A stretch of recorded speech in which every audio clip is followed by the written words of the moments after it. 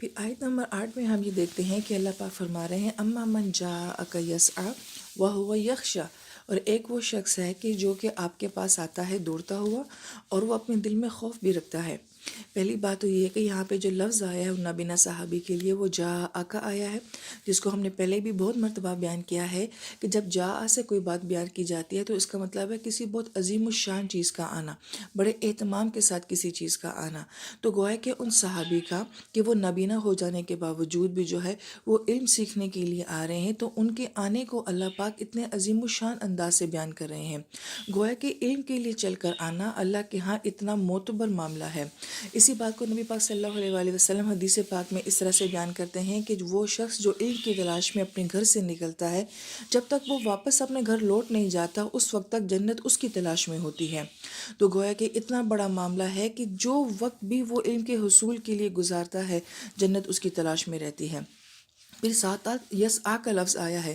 ہم نے کہا تھا کہ سورہ عبس اور سورہ نازعات جو ہیں یہ آپس میں مضامین کے لحاظ سے جوڑے کی حیثیت رکھتی ہیں، تو ہم نے وہاں پہ بھی یہ لفظ دیکھا تھا۔ وہاں پہ کس کے لیے آیا تھا؟ فرعون کے لیے آیا تھا کہ ثم ادبر و یسعی، کہ اس نے موسیٰ علیہ السلام کی ساری دعوت کے بعد کیا کیا تھا؟ پیٹھ دکھائی تھی، اور یسعی کے بعد پریکٹیکل کوشش بھی کی تھی کہ کس طرح سے موسیٰ علیہ السلام کو جھوٹا ثابت کیا جائے۔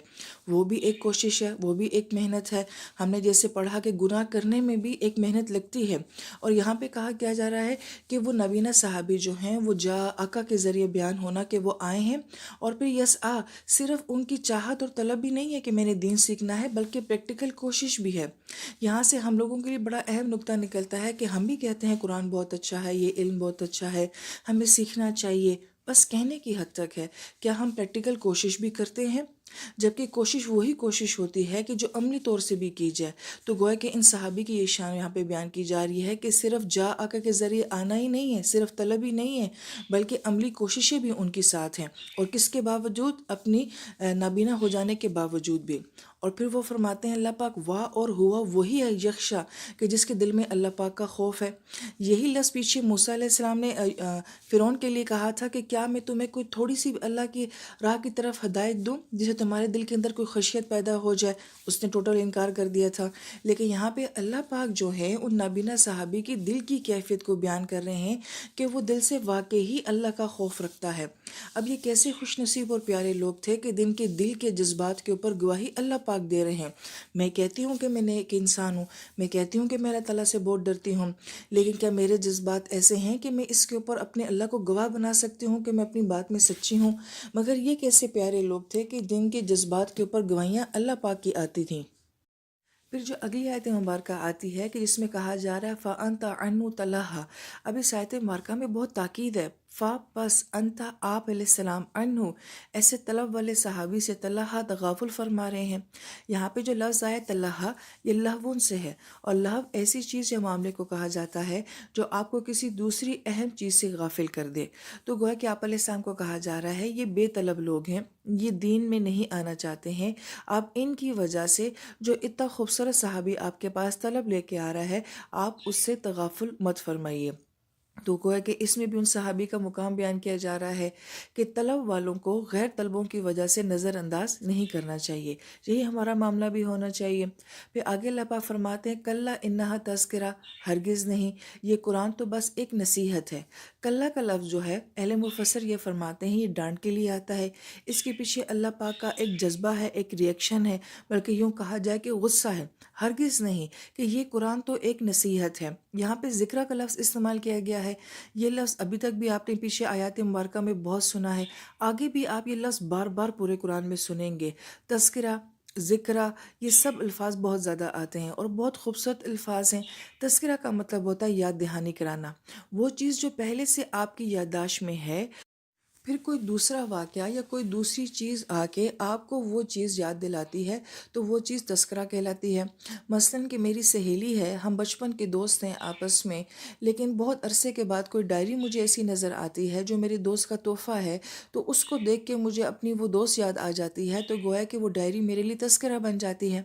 اب یہ لفظ قرآن پاک کے لیے استعمال کیا جا رہا ہے، تو قرآن ہمیں کس بات کی یاد دلاتا ہے؟ وہ کس طرح سے ہمارے لیے یاد دہانی ہے۔ تو اہل مفسر یہ فرماتے ہیں کہ معرفت رب جو ہے یہ انسان کے اندر پہلے سے موجود ہے۔ اللہ کو چاہے جانے کی خواہش یا تمنا یہ ہماری فطرت کے اندر ہے، اور ہماری فطرت میں اللہ پاک نے ایک نور، ایک صلاحیت ایسی رکھ دی ہے جس سے کہ ہم اللہ کی ذات کی معرفت کو حاصل کر سکتے ہیں۔ اب اگر تو وہ معرفت ہمارے اندر زندہ ہے، ہماری روح اگر بیدار ہے، تو قرآن جب آتا ہے ایز اے ریمائنڈر آتا ہے، ایز اے تذکرہ آتا ہے، تو جو کوئی قرآن کو سنتا ہے تو اس کے اندر کی روح بیدار ہو جاتی ہے، اس کی وہ فطرت بیدار ہو جاتی ہے، انسان کو اپنا بھولا ہوا سبق یاد آ جاتا ہے۔ گویا کہ قرآن میرے لیے کوئی نیا معاملہ نہیں ہے، قرآن میرے اندر پہلے سے ہی موجود ہے، اور یہ قرآن صرف ان تمام اسباق کی جو ہے، اس تمام مضامین کی جو ہے وہ یاد دہانی کراتا ہے۔ یہ بہت اہل مفسر فرماتے ہیں کہ تذکرہ کا لفظ جو ہے باب تفعیل سے یہ بہت پاورفل لفظ ہے، کہ ایک مضبوط یاد دہانی جو تمہیں تمہارے اندر سے، تمہارے اندر کے فطری نور سے جو ہے تمہیں جوڑ دیتا ہے، تمہیں آگاہ کر دیتا ہے۔ اس لیے ہم یہ دیکھتے ہیں کہ قرآن پاک میں بار بار یہ حکم دیا جاتا ہے کہ لوگوں کو قرآن سنایا جائے، کہ جس کے اندر کی فطرت اور روح اگر زندہ ہے تو اس کے اوپر اگر ماحول کی گرد ہے، گناہوں کی گرد ہے، ہمارے آس پاس کے اثرات ہیں، تو قرآن جب اس کو سنایا جائے گا تو وہ گرد ساری ہٹ جائے گی اور اندر کی فطرت جو ہے وہ بیدار ہو جائے گی۔ اس لیے قرآن سنانا جو ہے وہ ایسے شخص کو بہت نفع دیتا ہے، اور ہم اپنی عملی زندگی میں دیکھتے بھی ہیں کہ کچھ لوگوں کو قرآن سے واقفیت نہیں ہوتی ہے، لیکن جب انہیں قرآن سنایا جاتا ہے، سمجھایا جاتا ہے، تو ان کے اندر کا خوبصورت انسان جو ہے وہ باہر آ جاتا ہے۔ بڑی پیاری شخصیت ہے لوگوں کی جو باہر سامنے ظاہر ہو جاتی ہے، جو کہیں اندر چھپی ہوئی تھی وہ ظاہر ہو جاتی ہے۔ اور اللہ نہ کرے کوئی ایسا انسان ہو کہ جسے قرآن سنایا جائے اور اس کے دل کے اوپر اثر نہ کرے، تو اس کا مطلب ہے کہ فطرت اندر سے پھر مر چکی ہوتی ہے۔ پھر یہی قرآن جو کہ ہمارے لیے ایک تذکرہ ہے، ایک بہت بڑی نصیحت ہے، اس کی آنے والی آیات میں اللہ پاک جو ہیں وہ صفات بیان فرما رہے ہیں کہ فی الصحف مکرمہ، کہ یہ قرآن صحیفوں کی صورت میں ہے اور بہت عزت والے صحیفے ہیں۔ صحف جیسے کہ ہم اردو زبان میں صفحہ لفظ بولتے ہیں، کہ یہ ورقوں کی صورت میں ہے، اور شروع میں قرآن پاک جو ہے ویسے بھی زمین میں بھی ورقوں کی صورت میں تھا، اور آسمان میں بھی اس کو صحیفوں کے ساتھ نسبت دی جا رہی ہے۔ اور یہ مکرمہ، کاف را میم، یعنی کہ کرم، عزت، کہ یہ بہت عزت والا کلام ہے۔ مرفوعاتن، رفع سے نکلا ہے، بہت بلند مقام کے اوپر ہے۔ مطہرہ، طہر سے نکلا ہے، یعنی کہ بہت پاکیزہ کلام ہے۔ اور پھر فرمایا کہ بی ایدی سفرہ، اور یہ سفرہ کے ہاتھوں میں ہے۔ سفرہ کیا چیز ہوتی ہے؟ اس کا اصل مادہ جو ہے سین فا را ہے، کسی چیز کا کھلنا، نئی بات کا سامنے آنا، اس کو جو ہے وہ سفرہ کہا جاتا ہے۔ اسی سے لفظ سفر بھی بنا ہے، کیونکہ جب آپ سفر کرتے ہیں تو انسان کا ذہن کھلتا ہے، وہ نئی چیزوں سے آگاہ ہوتا ہے۔ پھر اسی لفظ سے ایک اور لفظ بنتا ہے، اسے سفیر کہا جاتا ہے، اور سفیر جو ہوتا ہے وہ ایک جگہ کے پیغام کو دوسری جگہ تک پہنچاتا ہے۔ تو سب سے بہترین سفیر کون تھے؟ وہ اللہ پاک کے فرشتے جبرائیل امین تھے، جو آسمان سے قرآن نبی علیہ السلام کے اوپر لے کر آئے۔ پھر سفیر کون ہے؟ پھر یہ سارے انبیاء جو ہیں وہ سفیر ہیں، جو کہ اللہ کا پیغام اللہ کی مخلوق تک پہنچاتے ہیں۔ پھر اس کے بعد سفیر کون ہے؟ یہ علماء کرام ہوتے ہیں، جو کہ قرآن کے پیغام کو انسانوں تک پہنچاتے ہیں۔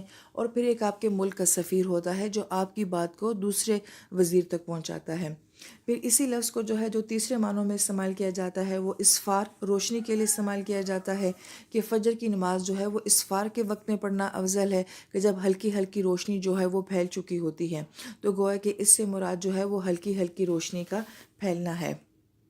اور چوتھا معنی جو سفرہ کا بیان کیا جاتا ہے وہ کاتب، یعنی کہ لکھنے والا۔ تو جو لکھنے والا ہوتا ہے گویا کہ وہ بھی ایک پیغام کو دوسری جگہ پہنچانے کا ذریعہ بنتا ہے۔ پھر اگلی آیت مبارکہ میں آتا ہے کرام بررہ، کہ وہ جو فرشتے ہیں وہ بہت ہی عزت والے ہیں اور بررہ ہیں۔ بررہ کا لفظ جو ہے یہ بر سے نکلا ہے۔ بر کا مطلب ہوتا ہے اچھائی کا ہونا یا اچھے انسان کا ہونا۔ اسی کی جمع ابرار آتی ہے، اور یہ نیک لوگوں کے لیے استعمال کیا جاتا ہے۔ مگر یہاں پہ جو لفظ استعمال ہوا ہے یہ بررہ ہے، اس کے اندر بر سے بھی زیادہ اچھائی کا ہونا اور پاکیزگی کا ہونا معنی پایا جاتا ہے۔ اس لیے اس لفظ کو جو ہے وہ فرشتوں کے لیے استعمال کیا گیا ہے۔ بررہ کا لفظ انسانوں کے لیے استعمال نہیں کیا، کیونکہ انسان فرشتوں کی طرح گناہوں سے پاکیزہ نہیں ہو سکتے ہیں، لہٰذا یہ وہ مخلوق ہے جو کہ گناہوں سے پاک ہے۔ اب یہ قرآن کی جس کی اللہ پاک اتنی خصوصیات بیان فرما رہے ہیں کہ یہ عزت والی کتاب ہے، بلند کتاب ہے، پاکیزہ کتاب ہے، یہی کتاب اللہ پاک نے ہمیں دی ہوئی ہے۔ ہمارے لیے کتنے بڑے اعزاز کی بات ہے کہ میں اس کتاب کو ماننے والی بھی ہوں اور میں اس کتاب کو پڑھنے والی بھی ہوں۔ جبکہ بعض اہل علم تو یہ بات بھی فرماتے ہیں کہ جو اس کتاب کے اندر خصوصیات بیان کی گئی ہیں، تو جو شخص اس کتاب سے محبت کرنے والا ہے، اس کو پڑھنے والا ہے، اس کو سمجھنے والا ہے، اللہ پاک اس کے اندر بھی یہ خصوصیات کسی درجے کی جو کہ انسانی حد تک ہوتی ہیں اللہ پاک پیدا فرما دیتے ہیں۔ یعنی کہ قرآن والے کو بھی اللہ پاک عزت دیتے ہیں، اس کو بھی گناہوں سے پاک کر دیتے ہیں، اس کے درجوں کو بھی اللہ پاک جو ہے وہ بلند کر دیتے ہیں۔ جیسے حدیث پاک کا مفہوم آتا ہے کہ جب حضرت عمر رضی اللہ عنہ سے یہ بات پوچھی گئی کہ جنت کے کتنے درجے ہیں، تو آپ نے کیا جواب دیا تھا کہ جتنے قرآن کے حروف ہیں اتنے ہی جنت کے درجے ہیں۔ تو گویا کہ جتنا قرآن آتا جائے گا انسان کے درجے دنیا اور آخرت میں اتنے ہی بڑھتے رہیں گے۔ تو یہ کیسی خوبصورت کتاب ہے کہ جو صرف اپنے اندر یہ ساری صلاحیت نہیں رکھتی ہے، بلکہ جو اس کتاب کے ساتھ جڑ جاتا ہے یہ اپنی صلاحیتیں اس کو دے دیتی ہے، اپنی پاکیزگی، اپنا اکرام، اپنی بلندیاں جو ہیں وہ اس انسان کو دے دیتی ہے۔ یہ بہت گہرا مفہوم ہے جو ان آیات کے اندر بعض اہل علم جو ہے وہ بیان فرماتے ہیں۔ اسی بات کو جو ہے اہل علم نے ایک حدیث مبارکہ سے بیان کیا گیا ہے، بہت غور طلب اور سمجھنے والی بات ہے۔ آپ سب بھی قرآن سیکھ اور سکھا رہے ہیں، اس سے آپ کو اپنے مقام کا پتہ چلے گا۔ حدیث پاک میں یہ آتا ہے کہ جو شخص قرآن پاک کو پڑھتا ہے اور وہ اٹک اٹک کر پڑھتا ہے تو اللہ پاک اس کو دوہرا اجر دیتے ہیں، کیونکہ اس کو بہت محنت اور مشقت کے ساتھ قرآن پاک پڑھنا پڑ رہا ہے، اس لیے اس کو دوہرا اجر مل رہا ہے۔ مگر ایک وہ شخص ہے جو کہ قرآن پاک کا ماہر بن جاتا ہے، جو پڑھتا بھی بہت اچھے طریقے سے ہے، سمجھتا بھی بہت اچھے طریقے سے ہے، عمل بھی بہت اچھے طریقے سے کرتا ہے، تو وہ قرآن کا ماہر بن جاتا ہے۔ تو اس کے لیے حدیث پاک میں الفاظ آتے ہیں کہ اس کو بلند درجے ملتے ہیں۔ اب آپ دیکھیے کہ اللہ پاک دونوں کو محروم نہیں کر رہے، وہ جو اٹک اٹک کر پڑھنے والا ہے، ہر بندے کی ذہنی صلاحیت ایک جیسی نہیں ہوتی، اس کو اجر دیا جا رہا ہے، اور جو قرآن کا ماہر بن جاتا ہے اس کو درجہ دیا جا رہا ہے۔ ایک نقطہ تو یہاں سے یہ سمجھنے والا ہے کہ محروم کوئی بھی نہیں ہوتا، ہر ایک کو کچھ نہ کچھ اس کتاب سے ملتا ضرور ہے، لیکن اس سے زیادہ خوبصورت معنی یہ ہے کہ جو کمزور رہ جاتا ہے کہ جس کے اندر صلاحیت نہیں ہے، اس کو اجر دیا جا رہا ہے، ثواب اس کو بھی ملے گا، جنت اس کو بھی ملے گی۔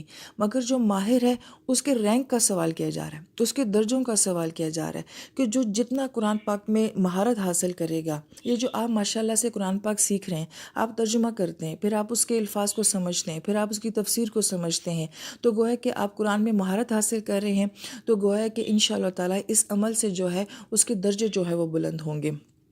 لہٰذا جو صرف پڑھنا سیکھ رہا ہے اور اس کی مشقت برداشت کر رہا ہے وہ اجر کما رہا ہے، جو اپنے آپ کو قرآن میں پرفیکٹ کر رہا ہے، ماہر بنا رہا ہے، وہ درجوں کو حاصل کر رہا ہے۔ اب یہ لینے والے کے اوپر ہے کہ وہ ثواب تک اپنے آپ کو محدود رکھتا ہے یا وہ اپنے آپ کو درجوں تک لے کر جاتا ہے۔ اب قرآن کی عظمت کے بارے میں بعض اہل علم جو ہیں ایک اور حدیث مبارکہ کا حوالہ دیتے ہیں اور اس کو انتہائی خوبصورت انداز میں بیان فرماتے ہیں۔ حدیث پاک میں یہ آتا ہے کہ آپ صلی اللہ علیہ وآلہ وسلم نے فرمایا کہ قیامت کی نشانیوں میں سے ایک نشانی یہ ہے کہ علم اٹھا لیا جائے گا۔ جب نبی علیہ السلام نے یہ بات فرمائی تو صحابہ کرام نے آگے سے کیا جواب دیا؟ آپ نے فرمایا کہ اللہ کے نبی، ہم تو قرآن پاک پڑھتے ہیں اور ہماری نسلیں بھی انشاءاللہ قرآن پاک پڑھیں گی، تو علم کیسے اٹھا لیا جائے گا؟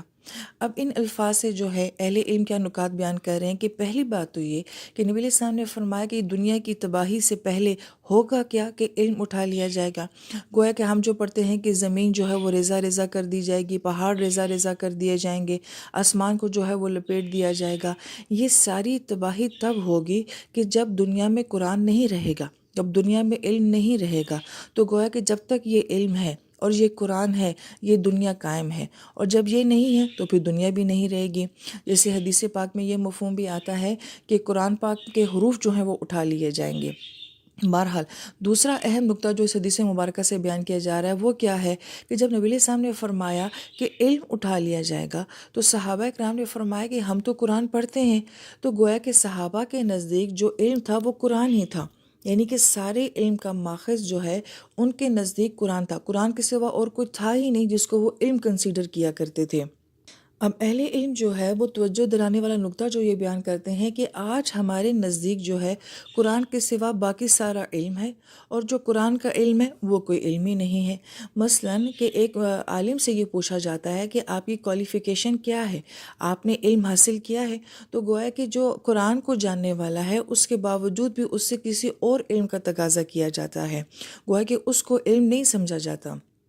یہ صرف دنیا والوں کے ساتھ معاملہ نہیں ہے، دینی حلقوں میں بھی اگر ایک انسان قرآن کو اچھے طریقے سے جانتا سمجھتا ہے، اس سے بھی یہ سوال کیا جاتا ہے کہ کیا آپ کو فقہ بھی آتا ہے، کیا آپ کو اصول کا علم بھی آتا ہے، کیا آپ کو تزکیہ کا علم بھی آتا ہے؟ تو اہل علم کے نقطہ بیان کرتے ہیں کہ دراصل میں ہر علم کی بنیاد قرآن ہے، قرآن ہی دراصل میں اصل علم ہے۔ یہاں یہ سوال نہیں ہے کہ وہ جائز ہے کہ نہیں جائز ہے، جیسے لوگ پوچھتے ہیں کہ ڈاکٹر بننا جائز ہے کہ نہیں جائز، انجینئر بننا جائز ہے کہ نہیں جائز ہے۔ یہ سوال یہاں پہ نہیں کیا گیا۔ وہ جو علم ہے وہ بھی ایک طرح کا فن ہے، اسے تو ویسے اہل علم فن بیان کرتے ہیں۔ علم جو ہے، علم کہا ہی اس کو جاتا ہے جس سے انسان اپنے اللہ کی معرفت حاصل کرتا ہے۔ تو اگر ایک انسان دین کا علم پڑھ کے بھی اللہ کی معرفت سے جو ہے وہ ناآشنا ہے تو گویا علم اس کے پاس بھی نہیں ہے۔ اور اگر کوئی دوسرا دنیا کا فن حاصل کر کے بھی اسے اللہ کی ذات کا قرب نصیب ہو جاتا ہے، معرفت نصیب ہو جاتی ہے، تو گویا کہ اس نے اس چیز سے بھی جو ہے وہ علم حاصل کر لیا ہے۔ بہرحال یہ ایک بڑی طویل بحث ہے، لیکن اصل بات جو اہل علم یہ بیان کرنا چاہتے ہیں کہ اصل ریسورس جو ہے علم کا وہ قرآن ہی ہے۔